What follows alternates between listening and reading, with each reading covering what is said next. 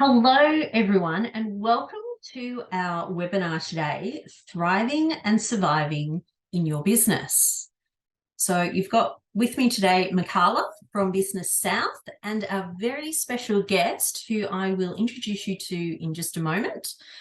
I'll just sort of get things rolling along as people come in. So I'd like to start with an acknowledgement of country. So we'd like to begin by acknowledging the traditional owners of the land on which we work, live and meet today. We pay our respects to elders, past, present and emerging, and we celebrate the stories, culture and traditions of all Aboriginal and Torres Strait Islander communities who also work and live on this land. Now, as I mentioned, I'm Michaela from Business South, and myself, along with my colleague Sharon, are entrepreneurship facilitators. So basically what that means is we can assist people with their business idea, provide startup advice, we provide networking, workshops like today's webinar, and community opportunities. So opportunities for you to get together with other small business people who are in the same sort of phase as you are in business. And the best thing is all our services are provided free of charge. Thank you very much to the federal government. So today we've got a very special guest, Dante St. James, and Dante is an entrepreneurship facilitator, and he's also a digital solutions advisor. And Dante works for an organisation called Business Station, who are in Darwin. So he's in the north of the country, and of course we're in the south of the country, but he's agreed to join us today to give this presentation. So I'll tell you a little bit more about Dante. So Dante actually used to live in Tasmania. He lived here for 3 years during the first decade of the 2000s. And he's still very connected here. He still has property here, and he's actually planning on coming for a holiday in the middle of this year. And you're going to love Dante's voice. He's got a fantastic voice, and he actually used to be a radio announcer on HOFM. So he has a lot of connection to Tasmania, and he's got a lot of knowledge about business. He's a really fantastic guy and a great wealth of information. So without any further ado, I'm going to hand you over to Dante, and he's going to talk about facing down your fear of failure or success. So I will hand things over to Dante right now. Fear of change and your fear of success.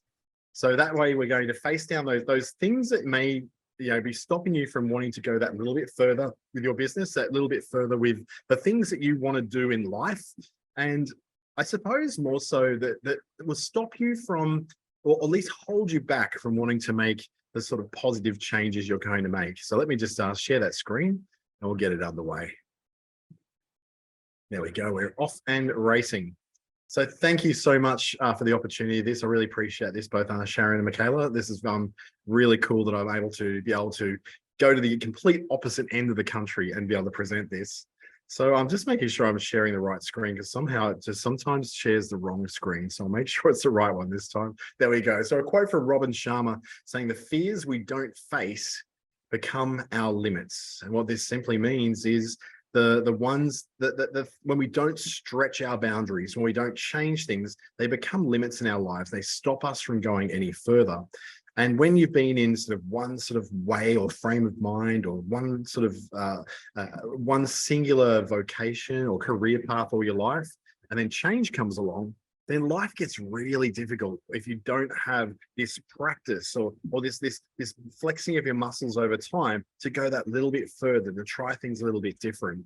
And it can be a little bit hard. I get that. I'm an introvert myself, despite doing probably 5 or 6 of these webinars a week and doing in-person things and being on stages in front of hundreds of people. My natural behavior tends to be to remove myself from crowds, remove myself from the spotlight. And for a lot of us, that's true. We don't really want to get in front of things. We don't want the world knowing our business. We don't want to be recognized. Fortunately, when I was on radio, we had particularly at 7HOFM, we had a TV campaign on Win at the time, and with that, we had to be then on screen all the time. So what would happen? I'd walk into Woolies in Howrah, and I'd get recognised in the aisle by kids, and kids would come up and say "G'day" to you. And that's I found that really, really confronting. I didn't like it. It wasn't something I really enjoyed. Whereas some people actually really like that, and they feel like they can add something to people's lives. But that was a change I had to embrace, a change that I had to make that would stretch my boundaries so I wouldn't have that limit in place. So that in a later part of my life, then I'd be able to be in a position where I can speak in front of hundreds. I can do things with, big crowds and get in front of people, be the face of things, to the point now where I'm doing TikToks, I'm doing Instagram Reels, I'm doing all sorts of live streams all over the place. And I'm glad I did that back then. So as we stretch this journey, what we're going to look at is looking at breaking your focus on fear, getting you comfortable with the idea that fear is actually a good thing. We'll look at turning your fear into a way of knowing what matters in your life. We'll look at understanding the 4 steps to get past those fears and how to overcome the 3 main types of fears. And then we'll look at the importance of being curious as well. So as Michaela before was saying, as part of Workforce Australia's self-employment services as entrepreneurship facilitators, we're co-presenting today between Business South and my company. Well, not my company, but who I contract to, is just Business Station. My background is as a digital solutions advisor, which I believe the digital solutions program is available in Tassie as well. Google's digital springboard program. I'm also a Meta certified lead trainer. There's 5 of us who go around the country and train people on how to use Facebook and Instagram and WhatsApp and all that kind of thing. I also host 2 LinkedIn local chapters, and I've got my own training company under my own name. So I've got a few, irons in the fire right now. It keeps me nice and busy. You get more of what you focus on. In life, if we focus on fear, we tend to attract more fear. If we tend to focus on things that make us happy, we seem to have more of those things come into our lives that are happy. That's not ooky spooky woo, waving the incense in the air and smelling essential oils. This is actually a fact of life. You do get more of what you focus on. And this is shown mostly when you look at situations where you buy you get an engagement ring. There's a perfect example. You get an engagement ring. Suddenly, you're seeing engagement rings on everybody's fingers every time you walk around a shopping center, every time you go into a pub or a club or a restaurant. You're constantly looking at engagement rings and other people's rings. And that's fantastic, because what it allows you to do is to then shop around a little bit, and it allows you to appreciate what you've got perhaps a little bit more. But another example would be that you buy a red car, and then everywhere you go, all you see is red cars because you notice them. There's actually a word that ties that up and says what that is. But it's basically that when you focus on something, you attract more of those things. Now, it's just not that those things weren't there before. It's just that now they're on your radar. They're things that you now go, oh, now I notice them everywhere. I'd never noticed red cars before. I got my colors done, which sounds like a really ridiculous thing to do, but I'm a sloppy dresser. I don't like wearing nice clothes. I don't value them. I live in a tropical environment. Thongs are pretty much, you got 3 types of thongs: your at-home thongs, your going out thongs, and your fancy thongs. And I don't like to dress much. But what I did need to do is start to, get some decent quality clothing that I could wear in front of crowds, into events, all that sort of thing. And I've got my colors done. And my colors now are purple, pink, and navy blue. So I'm wearing my navy blue. I've got purple pants on. So they're kind of like they're pretty purple, put it that way. And today I went to Specsavers because it's time to get my eye test done for the year, and I needed to pick out my new frames. So the first thing I said was like, wow, you have so many blue and purple glasses frames. I didn't know. And that's because I'm now focusing on blue and purple of everything. Suddenly all the clothes are blue and purple. I didn't notice how many navy blue, purple, and pink men's clothing items there were in any one shop. So now I see it everywhere. Same thing with the glasses. I picked out lovely frames that have like a purple tinge on the bottom and sort of a lighter, sort of a more burgundy purple on the top. And I thought, that's fantastic. This is something which perfectly explains that when you focus on something, you tend to see it everywhere.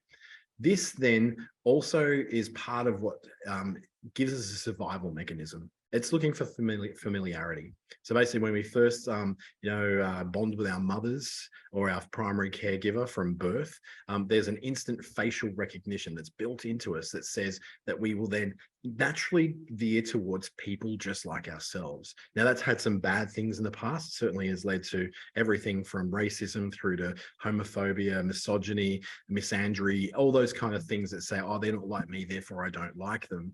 But it is a natural tendency in us. So whether we choose to rise above that is an example of moving beyond our limits, stretching out those boundaries just a little bit so we can go, you know what, tonight, instead of going and eating Italian, we're going to eat Vietnamese because I haven't eaten Vietnamese before and I want to try it. But from a young age, we're actually taught to avoid danger and avoid risk. And this again is a survival mechanism. Go with what's familiar. Don't talk to strangers. Don't eat food from other people. Always know where you're going. Don't go into strange houses. Don't get into cars with strange people. And of course, in the internet age, what we do is we use things like Uber and all those rideshare services. We literally get into a car with a stranger. We get food delivery services where we're literally given food from a stranger to eat, and we meet up with people all the time who we don't know, as a matter of just daily living or dating. But we're taught the opposite of that. And so it's natural for many of us to feel a little bit hesitant when we step into this world. And this plays into business as well, because business requires you to change. It involves a certain amount of risk. It involves a certain amount of danger. Whilst it may not be danger to you physically, it feels like it's a danger to things like reputation, or danger to your bank account, or a danger to something where you just don't feel like you're quite safe enough to go into that. So if we're taught that, we also then have some fears that we teach ourselves. There's the fears that are irrational. It's right to be fearful of a saber-toothed tiger if you're a Neolithic person who's living in a cave and constantly hunting and fearing predators. But it's not actually a fear that we would have in our native environment now. Our native environment now is cities, suburbs, houses with central heating and heat pumps and all that sort of stuff. So some fears, yes, we inherit from who we may have been back when we were still Neanderthals. But some fears are self-taught. And we then support those fears by looking for reasons to still have that fear. I look at some members of my family who are a little less open to new things, and they tend to have this, they seem to have an excuse every time for why they don't like a certain certain person. An example would be my brother, when he says, oh, it's a woman driver. And I'm like, what do you mean it's typical as a woman driver? Oh, look, see, she's a woman. She cut me off and she nearly calls me off the road. It's because she's a woman. Like, what's that got to do with anything to do with someone's ability to drive? Or you could say a person from a particular race and say, oh, she's a Chinese woman driver. And this is the kind of thinking that some people go, and they don't know that this is actually driven from fear. It's because my brother literally does not know a single Chinese person in his life. He doesn't know very many women in his life. He's surrounded by men in every place that he goes. He plays cricket. He plays, he goes running with men. He basically, his entire life is surrounded by men. The only woman of any substance in his life is his mother. And so he has developed a fear of women that he now lays over situations in his life. So he hasn't just taught himself that fear. I kind of inherited it from my father, to be honest, but now he's self-supporting it. But the good news about those fears is they are the one kind of fear that is completely and utterly under our control. It's those fears that we can turn around and go, no, I will not have that fear anymore. A bit of a personal anecdote from myself is that from 2014 onwards, I set myself a theme for the year, and it's always a theme that challenges me. I look at it as I come. So rather than a New Year's resolution, it's something that I'm going to work on for the whole year. So the theme in 2014 was to repair my relationship with other men. So I went into men's groups, men's circles, went to a men's initiation camp where we literally played bongo drums and danced naked around a fire. It's all those stereotypes you imagine that kind of thing would be. And then as I moved through the years, there was one where I had to repair my relationship with women, repairing relationships with fellow people in the LGBTIQA plus community, repairing my relationship with Indigenous people, repairing my relationship with women in business. And I then each year had one of these things, because every single one of those fears were self-taught by me. They're things that I brought on myself. I then continually nurtured those fears so they'd always be there. And I'd always look and remember that first point. We see more of what we focus on. So for instance, if I decided, and this is a real thing I've got now, if I decided that Audi drivers were crazy and they're always trying to run you off the road, and this is a legitimate thing I have, then I will look for things that will support my theory. So for instance, driving off to Specsavers this morning along what's called Tiger Brennan Drive, which is probably the equivalent of maybe, let's just say the Brooker Highway, a main road that sort of takes you from one part of the city to another. So I looked at that and went, okay, pulled across on the side of the road for speeding was a person driving an Audi. So I went, yep, typical Audi driver. And so again, I had to check myself and go, that's got nothing to do with it. You have literally driven past 30 people like this in the past year. And this is the one Audi out of 30. So you can't use that to completely just carry on this myth that Audi drivers are crazy and trying to kill us all. So as I said, some fears are self-taught, and then we self-support them in ourselves because we keep looking for reasons to believe them. We look for the data that's going to support our attitude. But these things are completely under our control. These are things that we can change. Around 70% of the subconscious thought that goes on our minds is focused on what we don't want to have happen. So I'll say that again. The vast majority of the thoughts that automatically happen in our head without us even having to prompt them is focused on the things that we don't want to have happen. That's fear. That's anxiety. That's the things that we look at and go, I don't want to do that because, oh, what if this happens and I do that? It's always that. It's there for our own protection. We quite like a lot of motivational people tend to demonize this. I don't demonize it. It's completely and utterly natural for us to feel this way. It is built into our very DNA. But we're so much more than that now. We can move past those things. Having fear as the first resort is something we can, with practice, move beyond. So you look at people like, for all these rights and wrongs, someone like Elon Musk, for instance, has moved past a lot of his fear. He's now going, well, I'm now at this position where I'm kind of untouchable as a billionaire. So I'll say the things I want to say, and despite them being quite frightening, to be honest, but he'll say the things he wants to say because he does not fear the repercussions anymore. So you imagine with you, who's probably a whole lot less crazy than Elon Musk is, having that same attitude. That I can say the things I want to say, do the things I want to do, make this step towards my new business and grow it and really invest in it. Despite what everyone is saying, despite what any sort of repercussions are, I can move on beyond that. But we are constantly crippled back by this focus on what we don't want to have happen, the things that we really fear might happen if we don't actually, if we do move forward. While this happens, the brain releases a substance called cortisol. That's a stress response. And what cortisol does, apart from getting us ready for a fight or flight, putting us under stress and getting us ready to quickly release energy in case we need to do it, it also turns off you listening to what is called the prefrontal cortex, which is the front of the brain, which is what makes us human. That big lumpy bit at the front that actually makes us different to every other animal out there. And when cortisol gets released, it ends all creativity and resourcefulness. It ends any sort of rational thinking about being better, doing much more, making changes, doing something that's unfamiliar. Cortisol just puts a block to that straight away. It's a protection mechanism. Now, whilst we cannot control cortisol release, apart from removing ourselves from stressful situations, we can actually get to a point where we can recognize when it's happening. It's not like you have an inbuilt indicator that says, oh, that's cortisol, or a little light on your forehead that says cortisol alert. It's more like you just get this feeling of going, I'm getting stressed out.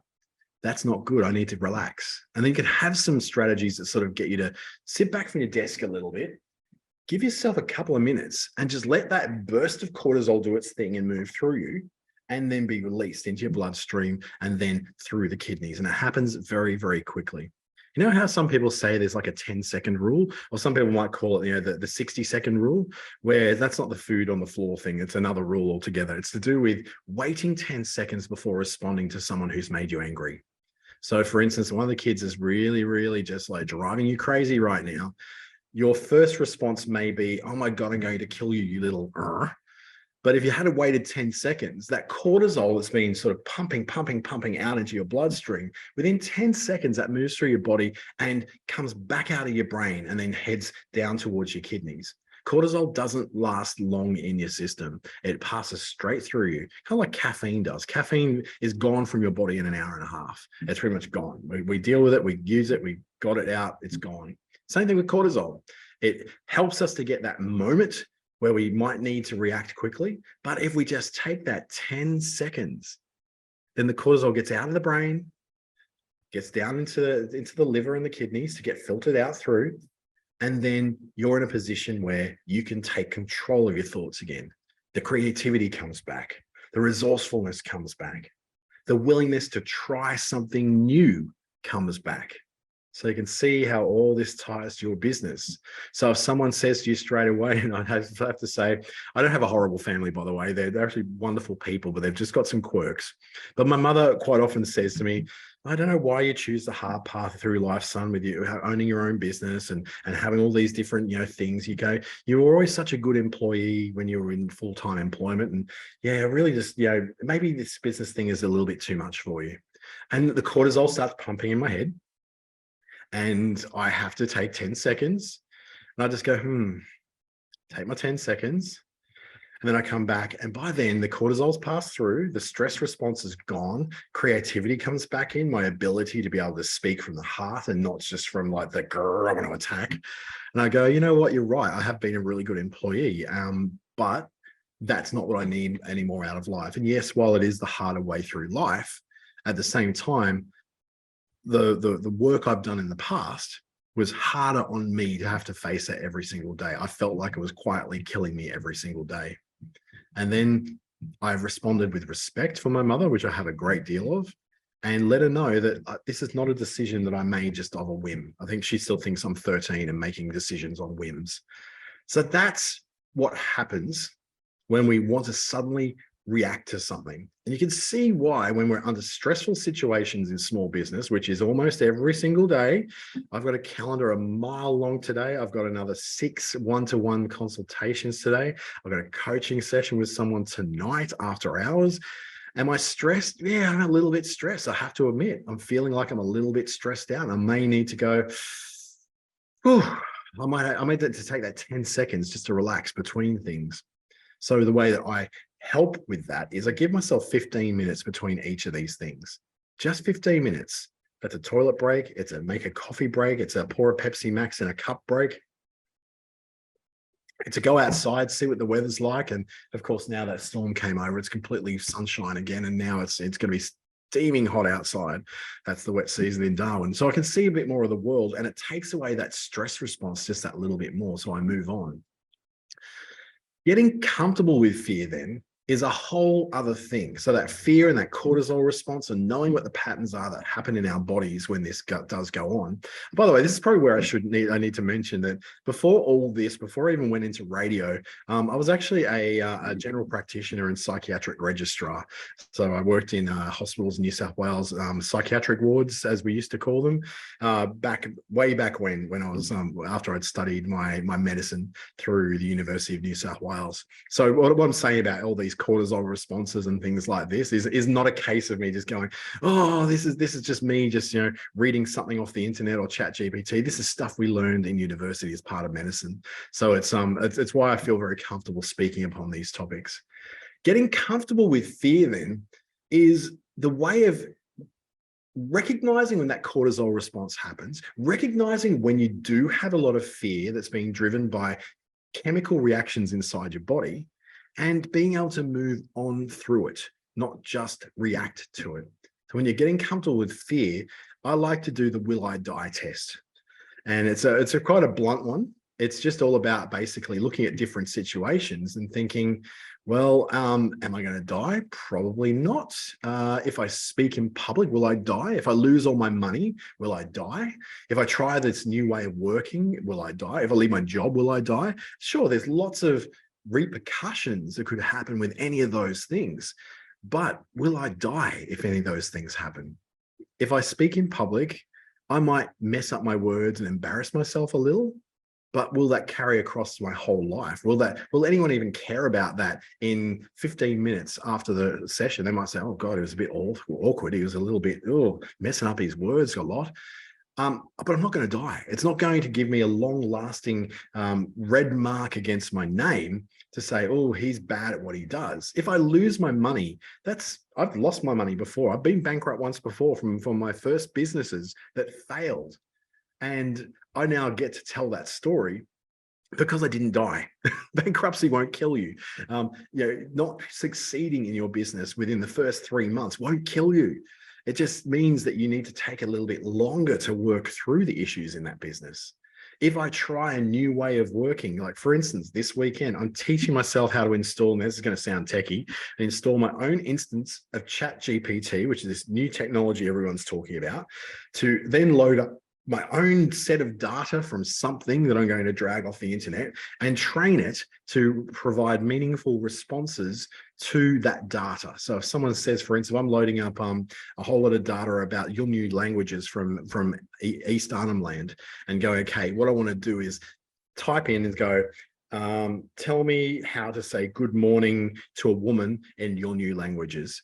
And then it'll come back with a few different responses based upon that data set. Now that's a new way of working for me. I should be terrified of it. I am a little bit. It's a bit of a stretch for me. I've done technical things. I coded when I was a youngster, but I certainly am no programmer these days. I'm not an overly technical person, but I'm certainly technically capable. So if I try this new way to do it, if I do this and completely waste my weekend and fail at it, will I die? No, actually what I'm going to do is come out of it with a new skill. Even if I fail at getting it to work, I've still come out with a new skill. If I leave my job to take up my own business, will I die? Probably not. Will you lose money? Yeah, maybe. I know that like there's all these like fake statistics that go around that say something like, I've heard variations on this. 90% of new businesses fail within a year. That is actually not true. It's about 50% of businesses will fail over 10 years is the best number that we can possibly get. And that has actually reduced over the last 5 years to the point where it's more like a third of businesses may fail at the 10-year mark.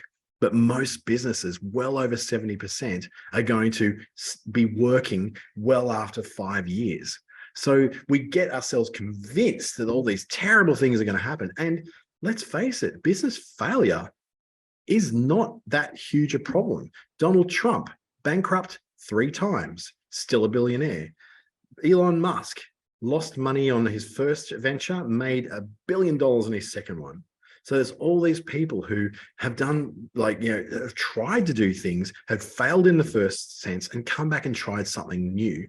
There's countless stories of entrepreneurs, even not the big famous one. You could go down to any cafe in the city or in North Hobart or wherever you prefer to go and have a coffee down Sandy Bay or Salamanca and look at all these cafes that have come and gone. You go, well, for everyone that's gone, probably went out of business. So there's probably I don't think any of the cafes that were there when I lived in Hobart are probably still in Salamanca now. There's some amazing places I used to love going to, including a Greek restaurant that was at Salamanca. What I want to know though is that those businesses that have gone, yes, they may have gone out of business. But if you look across the whole of Hobart and southern Tasmania, look at all the businesses that are there, most of the businesses that were there 10 years ago are still there. In fact, 2/3 of them will still be there. There's some businesses that have gone, some businesses have been acquired, some businesses have just, they shut down because the person who owned them didn't want to do it anymore or may have passed away. But if we take this fear in and these fears of businesses going to fail within the first year, it's adding that unnecessary cortisol injection to us every time we think about our business. We've trained ourselves now to have that fear. My business is probably going to fail. My business is probably going to fail. My business is probably going to fail. And what happens then, all your creativity, all that stuff that you're going with that's going to help you to get through that first year, the creativity, being quick on your feet, being agile, being able to quickly assess situations and work with them, all those things stop. That just dies. And you are not able to get through. So what happens is that entrepreneurs, people like you, people like me, people who own their businesses, tend to have what we call an optimism bias. So it's a very strong tendency in people who start businesses that overrides that. We've gone through this process of going, will I die if this fails? And we just go, well, basically it's not going to fail because, I believe in my idea enough that I just believe this is never going to fail. This is actually going to work. So once we've done the will I die test, a business owner naturally becomes a risk taker. A business owner naturally knows that it's all up to them. And whilst they may carry a little bit of stress about that, especially if you've got employees and people whose livelihoods, depend upon your management of the business, we understand that in a world of abundance, that even if we don't win that contract, there's more coming. Even if we don't make that sale, there's more coming. Even if that one customer complains on social media and gives us a 1-star rating, there's 16 other people who gave us a 5-star rating. It's that optimism bias that says, well, yes, I'm a risk taker, but the rewards are so worth it. Oh, yes, it's all up to me, but isn't that great? I don't have to answer to anyone. If you don't change, you don't grow. If your business doesn't change, your business doesn't grow. So we understand as business owners that something has to be different than working in a job. If you're working in a job, particularly if you're working for the government, you get in that job and you just keep working and plugging away, and one day you'll get a promotion, but you kind of always got your guaranteed, 2.5 to 5% pay rise every year. So you become very, very reliant upon it. And then one year the government says, we're not going to do that with pay rises. The next thing, everyone's marching in the streets because they seem to think they're entitled to a pay rise every year. Now, there's nothing enshrined in law that says you're entitled to a pay rise every year, yet government workers believe they are. A business owner looks at that and goes, well, no one's going to give me a pay rise. I have to find my own pay rise. If I want to give myself a 5% pay rise this year, I have to make 5% more in my business. But if I want to then give all my staff a 5% rate pay rise as well, then we need to make a lot more extra money to be able to cover that. We don't expect it to come from anywhere. We don't get to our union who then gets us up in arms and gets us marching on the streets. We go, I have to make that happen. But at the same time, we understand that failure is part of the deal when it comes to owning a small business. I'm not talking about complete business failure. I'm talking about failures along the way. You may fail to satisfy a customer. You may fail to deliver a quality product once. You may fail to have correctly done your tax return. You may fail of doing all sorts of things, of having human resources moments with one of your staff. But your ability to bounce back from that failure is what defines you as a business owner, as opposed to just another employee in just another job in just another company or just another government department. Your enemy, then, is not fear at all. In fact, fear gives us warnings. Fear tells us not to put our hands on a hot plate. Fear tells us not to go jumping off a very high cliff into the ocean. Fear gives us a lot of reasons not to do a lot of things, but unharnessed fear, the fear that stops you from doing anything, it's not just the enemy of having a good quality of life, it's the enemy of your business. So if you have that unharnessed fear, if you have uncontrolled anxiety, that's something to look at. So for instance, if you're someone who is naturally anxious, if you're looking at you've got fear of everything, then that's time to talk to a GP. It's time to talk to a counselor. That's going beyond just, gritting white knuckling your way through it and gritting your teeth and going, yeah, I'm just going to get myself through this anxiety. Sometimes anxiety is a clinical condition that needs to be looked at. So that's something which you go, well, if I'm constantly in a position where I am anxious about the future and my fear is always unharnessed and I can't seem to get it back under control, that is a clinical condition that needs to be looked at. Doesn't mean you're going to be doped up. No one's going to give you lithium and put you in a corner of a padded cell. It's just that sometimes we all need a bit of help. I've been on antidepressants before in my life to help me get through rough stages of life. I've had to get financial support from where I hoped I wouldn't have to do it when things weren't going particularly well. But at some stage, I realize that I wasn't going to die. I was going to be okay.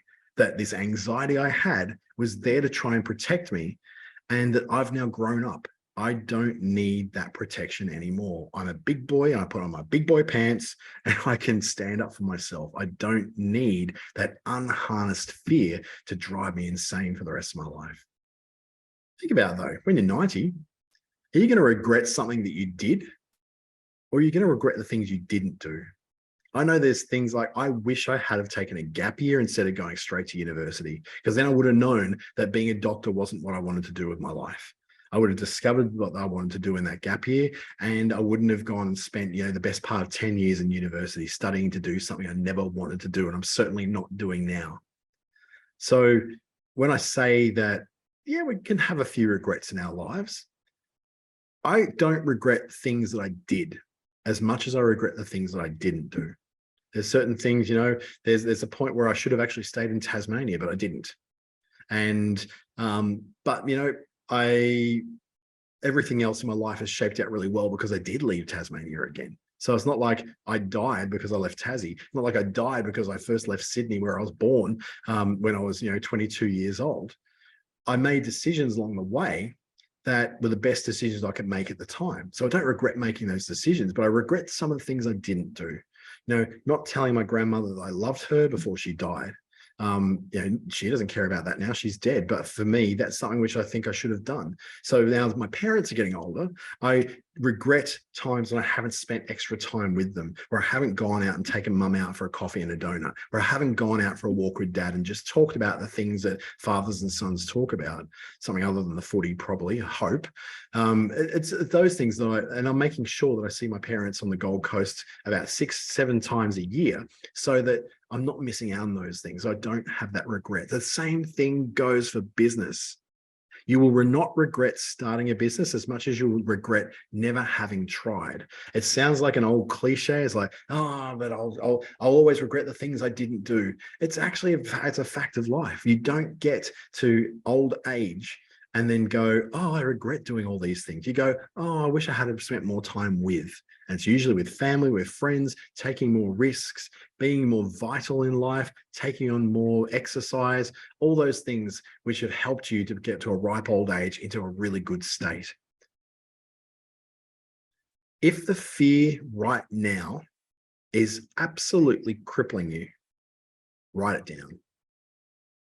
And that's one of the things that really helped me to get through some of the crippling anxiety I had when it came to having to build myself as a personal brand, having to go beyond just being someone who was good at his job to being someone who now stands out and has a big LinkedIn presence, a big Facebook presence, who actually works for Facebook as a trainer, being able to walk in front of someone else's customers and speak with them confidently.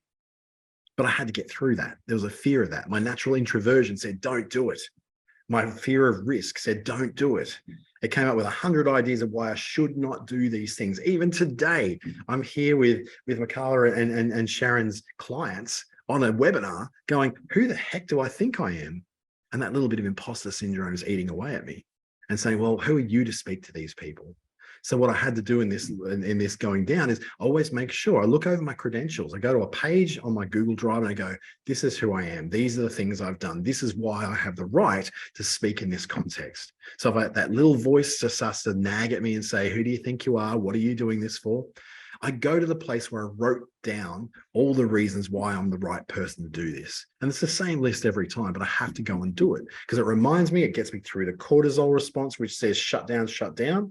And I've now trained myself every time to have that Google Drive doc item easily able to be found. So I just bring it straight up and bang, there it is. For some of you, that's putting a post-it note on your monitor. For some of you, it might be putting a framed picture on a wall. There's something like a touch point you can look at. So if you've got a constant fear that keeps coming back again and again, you get to look at that framed photo, you get to look at that post-it note and you go, yeah, that's who I really am. Despite all this cortisol flooding through my head, despite all the creativity and good thinking and forward thinking being shut down in my head right now, I can see over there on that post-it note that I am okay. I can do this.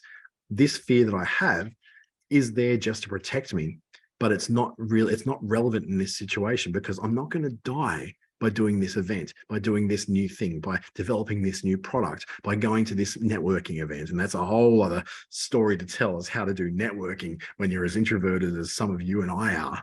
It's just like that, man, that's hell. Having to do small talk with people you don't know, who probably aren't going to buy your products, they're probably not going to buy your services. That's a hard sell. But like everything in these lives, there is a technique to help you work through it. As your courage grows, what you tend to do is you go, oh, I've stretched a little bit more. Perhaps I can do a little bit more again. So for me, it was a case of when I finally had a business that didn't fall down. It took me 3 goes to get a business that actually worked really well. When I finally got that, I went, maybe I'll start a new one. And then when that one sort of started to pick up, I'm like, oh, maybe I'll start a new one again. And as I started getting money, I go, oh, maybe I'll buy a business from someone. And I now own a cafe in Cairns. So that's like a very weird thing. I'm not in Cairns. I've got good managers in place there who run the place. I basically have nothing to do with it apart from just paying the bills and doing the tax returns on it. But it's what they say, that money makes money, and successful people tend to get more successful. And we often think of it as the rich get richer and the poor get poorer. Remember, what we focus on tends to be what will make happen. So if you're focusing on, making this business work well, it'll work well, and then you'll be able to stretch those boundaries to make the next business work well. Or you may sell one of your businesses, like I did. I sold one of my businesses off about 4 years ago. I bought it back 2 years ago at a cheaper price, and now growing it back up again to eventually flip it off to someone else yet again, as a way of making some extra retirement income. As you grow more confident in making these decisions about your business, you're going to be able to do more things that scare you. I think there's the Sunscreen song that used to be it's like a follow-up from Baz Luhrmann's, I think, Romeo and Juliet movie back in the 90s. It was called the Sunscreen song. And it was one of the things that said, do something every day that scares you. And I know that Brene Brown is very big on this as well as an author, like trying to do something every day that scares you. So today for me, the scare thing is going in front of a crowd of people on a webinar that I don't know, that I have no connection to, and teach them about fear and how fear can be overcome. So that's the scary thing I'm doing today. Tomorrow's scary thing, I'll wake up tomorrow and go, what is it tomorrow? Doesn't mean you necessarily have to set up all this in place. You might need some practice with that scaring thing sometimes. Like tomorrow, I don't know what I'm going to do. I've got a calendar full of stuff. The scary thing might be that I might learn a new skill from a YouTube video. That scares me because it's hard and I'm probably going to fail. So it's the perfect kind of thing to do. It doesn't have to be standing in front of a crowd. It doesn't have to be starting a new business. It could be anything that makes you feel a little bit trepidatious about, like, oh, I don't know whether I should do this. And then it gives you that chance to grow that little bit. As your courage grows, so does your world. Your world gets bigger. And a life that isn't limited by fear is a life that's so much more fun. It really is. Those people who can step out confidently into any situation that they walk into, they can go into a social situation and be able to make it happen. They can go into any situation they want, and things just seem to work for them. It's not that they were magically born that way. What they were was able to be able to train themselves how to be that. No one is born extroverted. No one is born to be life of the party. It's something which are learned behaviors that come from somewhere. If you don't get taught that from your parents or the people around you, you teach yourself. I'm a very good networker these days, but I know I didn't used to be. I used to be terrible at it. I had to join an organization called BNI, Business Networking International, and that's where I learned how to become a better networker, how to better do my elevator pitch, to introduce who I was, who my ideal client is. So then this group of people would go out there and look for clients for me, and they did. And then I found that I was able to understand what they were doing, so I found clients for them. Suddenly, I was this master networker, to the point now where I've started up my own networking, not companies, but networking groups. Every month, about 100 people come and join me in a networking function where we do facilitated networking. We get to know each other and to see how people can connect with each other to collaborate and work together. All from a kid who was stepping into any sort of social situation would always be a wallflower, because I had to teach myself how to do that. So you can too. You want a better life. You want a more engaging life. Well, then those are the things you do. Fear, you got to understand, isn't your enemy. Unharnessed fear is your enemy. Fear actually means that something matters. If you're afraid of losing your business, that's because your business matters to you. It's the same way that you're afraid of losing your child, because they matter to you. Using your home, it matters to you. So fear is actually a good thing. It lets us know that something is actually important to us. It's information. It's basically data that we're bringing into our lives. When fear shows up, it means you care about something. When fear can be a legitimate reminder of danger, that yes, sometimes it is something which you need to be afraid of. Jumping off a cliff into a deep, dark pool of water, you don't know how deep it is a legitimate fear. You probably shouldn't do that. Fear can also be a reminder of past problems. And this is where we go into playing the old tapes over and over. Oh, because that girl rejected me to go to the year 6 formal back in 1985. I just aged myself. Therefore, every single girl is going to reject me, so I might as well not ask anyone out. So that's that fear being a reminder of past problems. But that also means that it probably matters. If that fear of asking a girl out, if that fear of asking a guy out does show up, that means you actually care enough that you want to connect with someone. So instead of taking the fear as, oh, I'm hopeless, I'm terrible, what is this? Well, it obviously matters to me that I want to connect with someone. I want to meet someone. So why don't I do some work towards that? Rather than just, it doesn't mean just jumping in and asking the first person who comes across you out for a date. It's not that simple. It just means, practicing a bit. Asking your friends how they met. What were the conversations they had when they met? How did your mum and dad meet? I know it was a different time, a different place, but surely there's some wisdom in there. The fears of starting a business or working at a business or making some changes to your business just means that you care about your business. Yes, there's some legitimate dangers. If you've got $10,000 in the bank from your business and you've been asked to spend 9,000 of that on a new system that you're not sure is going to work, that's a legitimate fear. It might be a great investment, but also could be an irretrievable loss. And you might have been burned before. I've certainly been burned enough in business before. It's taught me not to do certain things. But there's certain things I did do that weren't appropriate in my old businesses that are very appropriate now to my new ones. So if I took all that past problems and said, oh, because that happened with my first business, because taking a risk didn't work out back then, I'm not taking a risk anymore. That means that my current businesses wouldn't have made any sort of progress whatsoever. Fear is just data. It's information. It's stuff that helps you to make better decisions about where to go next. Fear loves company. Have you ever noticed that the whole saying, misery loves company? When you tend to be miserable, other people want to be miserable around you. When you're happy, other people want to be happy around you. When you're the life of the party, other people feel comfortable to come alive as well. That you have this ability to influence people around you just by your mood. Well, the fearful also like to be around other fearful people because it's safer to not be successful. So what we'll do is surround ourselves with people who, safe people who are going to say the things we need them to say when we need them to say it. So for instance, if we go, oh, the business is not working too well, it must be the economic circumstances. It's the economic circumstances. Yeah, it sure is. Oh, these are rough times. These are hard times. I can tell you now, every single year, including year 11 and 12 economics, has been a rough year. Every time I go to an end of year function for a business association, if I had $1 for every time people said, oh, it's been a challenging year, it's been a rough year, it's been an unprecedented year of change and struggles while we're heading into some financial headwinds, I don't ever remember a time when it was apparently a good time. We tend to always report that it's a bad time. Every single year I can ever remember was a challenging year for the economy. Oh, we're going to go into recession this year. We're going to go to recession this year. Oh, everything's going to fall apart.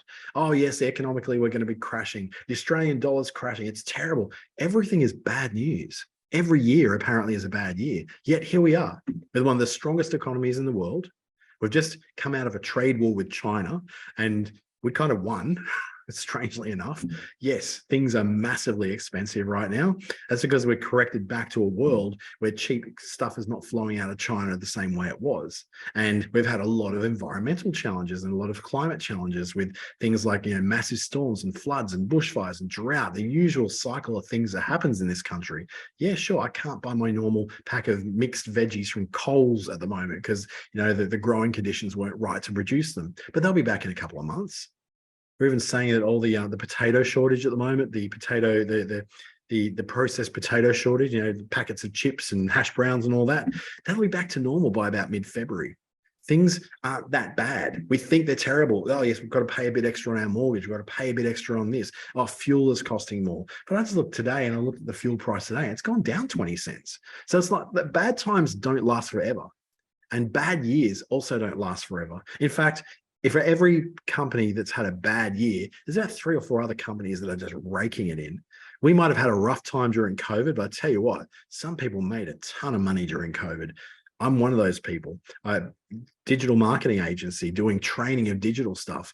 It was a fantastic time for me. It was a time when I could easily make money because people needed what I was selling. But I have friends whose businesses went under.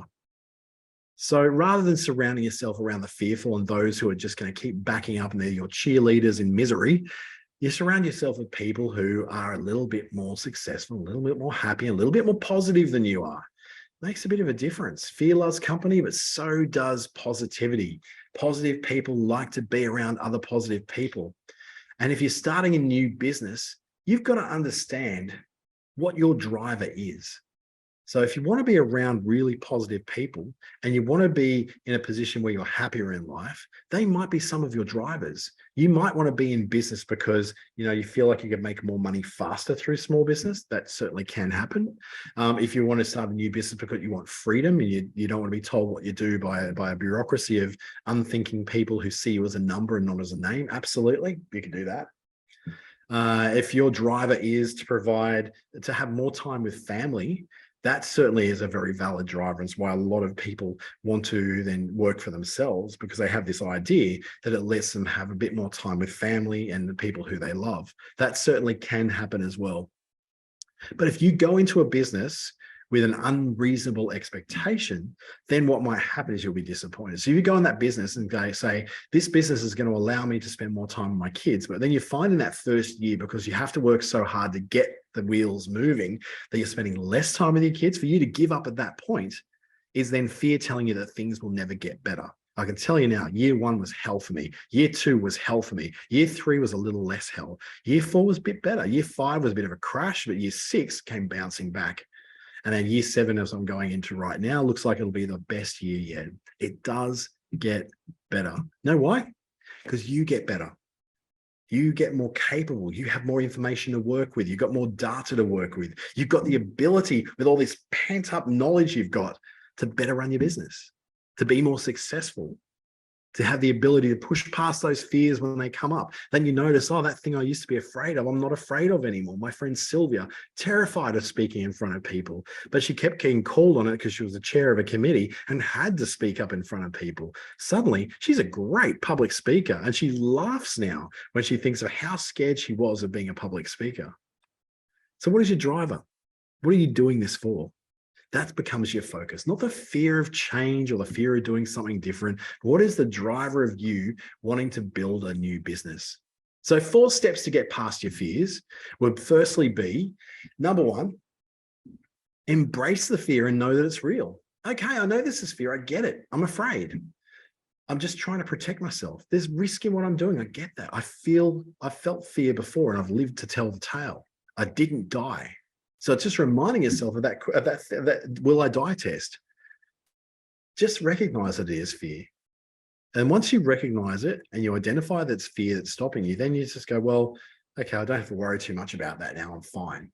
I'll just move on and keep moving. Secondly, disidentity. So this is where you disidentify yourself with the fear. So the fear is not me. It's just a set of beliefs that's popped up. I can see it. So it's therefore outside of me. It's not part of me. It's something that's outside of me that comes in.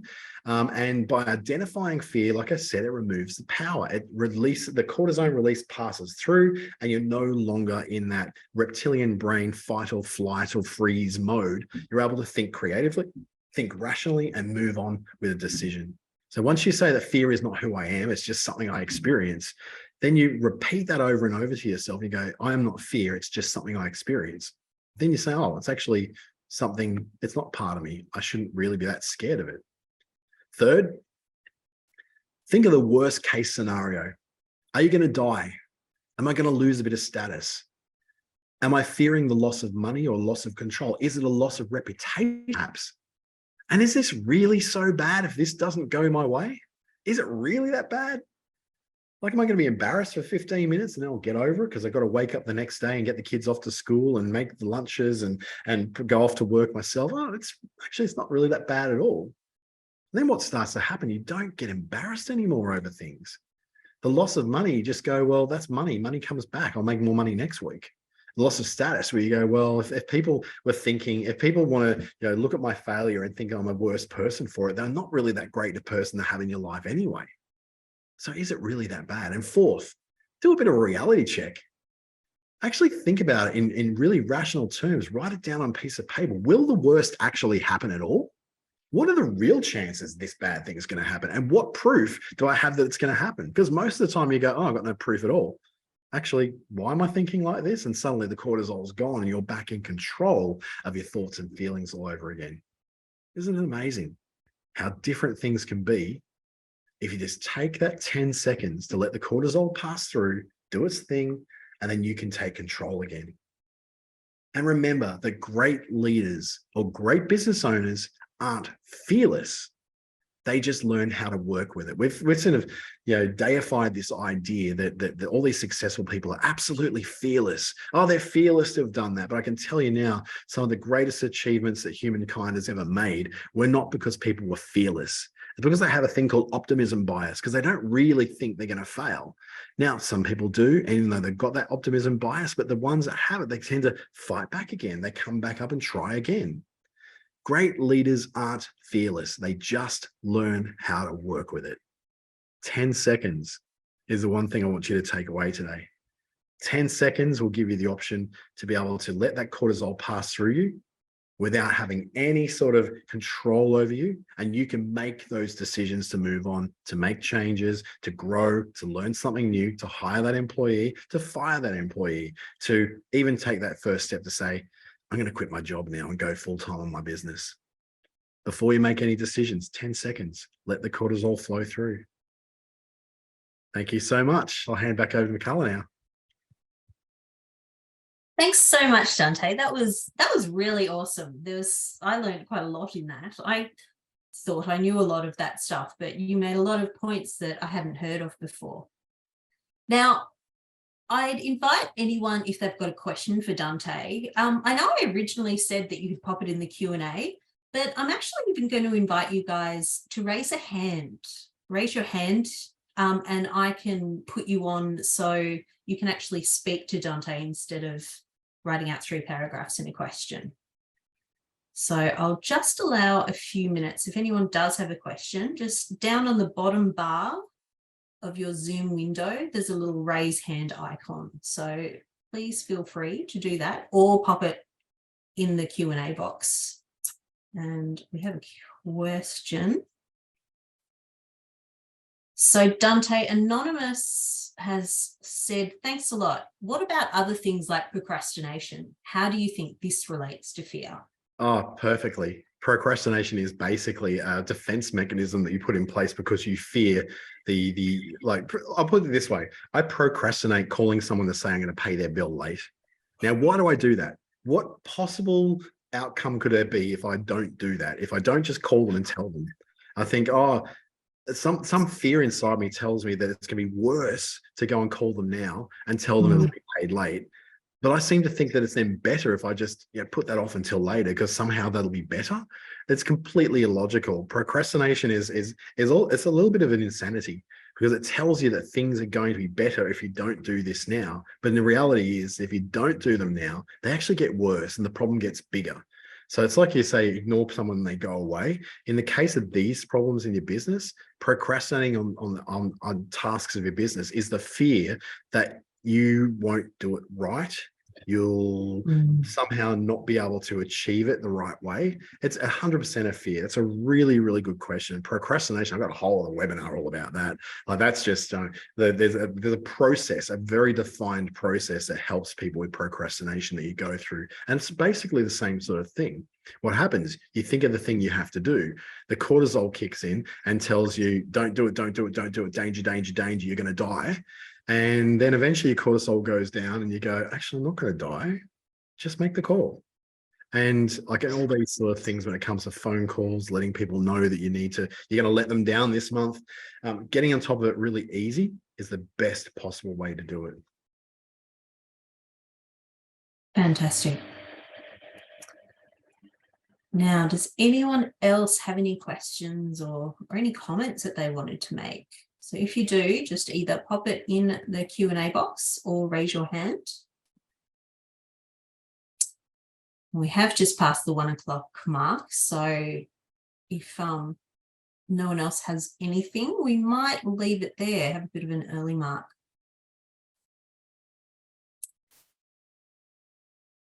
Well, oh, we've got one other one. Someone pushed past their fear. You did, Kerry. Sorry, I was like, I'm looking forward to But Kerry's just saying, thanks for the will I die thing. So that's such a great question. Honestly, someone else taught me that. That did not come from my psychiatric background at all. That was actually a person who I consider to be one of the more fearless people I know. And he taught me, he said, is it going to kill you? Are you going to die? And so every time I had a little fear of like going on a roller coaster, going on a ride at Dreamworld or something like that, he would say to me, are you going to die? I go, well, no. He said, well, what are you doing? Get on. And then he was one of those people that always stretched me to do bigger and better things. So that was fantastic. I really love that. And thank you also to Kerry and Bonnie for asking those questions and for the lovely words.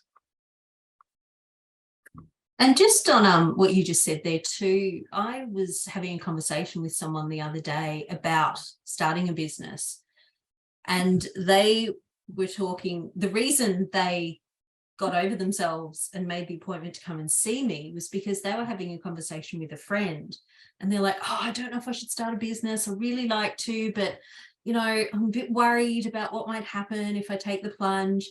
And their friend said to them, what's your worst case scenario? She said, well, worst case scenario is that, I end up having to work for someone else. And basically the worst case scenario was what she was living right now. Yeah. So, it's like, well, the worst case scenario is what you're doing right now. What have you got to lose? How bad is it really? How And that's bad when that's when you take that legitimately, like you always step outside of it. And look, some people have got friends who can really do that and say, look, I want to do this.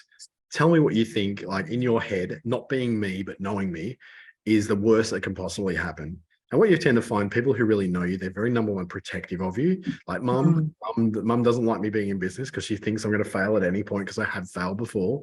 So she's not the person I would ask. I'd ask my friend Sylvia, who has her own business and has gone through ups and downs herself. And I'd go to her, Sylvia, what do you reckon? And she'll just give me a straight up and down answer that's completely logical and outside of my fears. And then when I get that piece of advice, I go, you know what, you're absolutely right. I'm not going to die.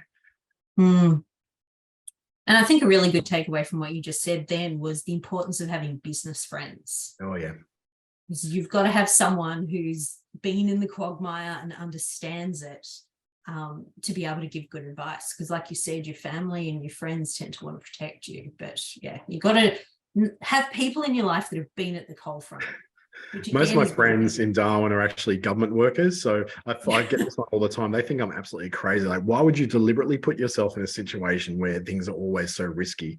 And I said, well, because I cannot handle working within a bureaucracy. It would kill me. I would literally just slowly die a slow death of frustration. So that all that stuff you have to go through, all those protocols and all that, that would kill me. I'm too much of a free spirit and too much of a gypsy. I don't want to live that life. And so then they go, oh, I kind of get it, I suppose, but they don't. Because businesses, they don't understand that risk and they don't want to understand it as well. No, it's paid holidays and long service leaves. Exactly. Why would you take any other path through life? Unless you're, you or me, because that's exactly what I did. 16 years in public service. Goodbye long service leave. I'm going to start my own business and be terrified instead. That's it. That's exactly it. Awesome. Okay, so we don't have any other questions, so I'll just wrap up. Thank you again, Dante. It was such a pleasure having you come along and speak to us. And for anyone who's listening who is new to Business South, what I'd encourage you to do is to visit our website. So it's www.businesssouth.org.au. And if you're not already on our mailing list, sign up. We only send one, maximum of 2 emails a month. And it's really just letting you know what events we've got coming up and anything that you might be interested in joining in or joining us for. Well, I also encourage you to follow us on social media. So we're on Facebook, LinkedIn, and Instagram. And of course, you can find all our upcoming events on our website. So I think we'll leave it there for today. Thank you again, Dante. Thank you, everyone who watched live and everyone else who's going to watch the replay. Take care and have a wonderful day.